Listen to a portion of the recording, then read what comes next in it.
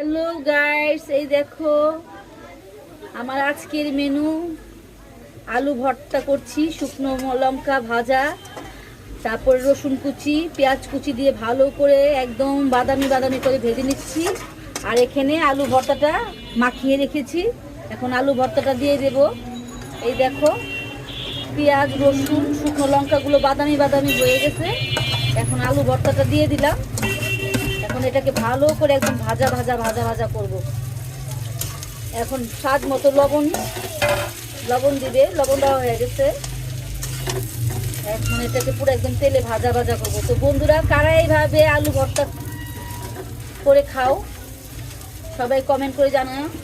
আমার ভিডিওটি ভালো লাগলে লাইক কমেন্ট শেয়ার করো। দেখো কি সুন্দর করে আলু ভর্তা করা হচ্ছে।